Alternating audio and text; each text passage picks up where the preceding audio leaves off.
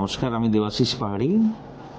আমি পুলিশ ডিপার্টমেন্টে আছি। 3 দিন আগে আমার বাম পায়ে থাইতে ফিমারে ভেঙে যায়। তারপরে আমি সঙ্গে সঙ্গে এখানে এসে ভর্তি হই।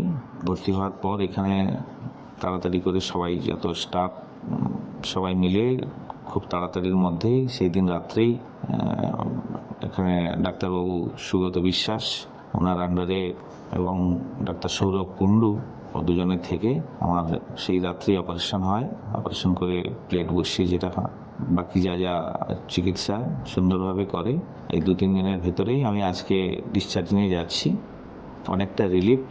বাকিটা তো এই ঘটনায় যেটা হয় বিশ্রাম নিতে হয়, সেটা আমি নেব। এখানে হাসপাতালের সঙ্গে কথা হয়েছে, ওনারা আমার বাড়িতে গিয়ে বাকি যা ড্রেসিং বা অন্যান্য সুবিধা যেগুলো আছে সেটা বাড়িতে গিয়ে করে আসবেন। তো এই 3-4 দিন যেখানে থাকলাম বা এর আগেও আমি অনেকবার এখানে আমার বাড়ির অন্যান্যদের প্রয়োজনে এসেছি।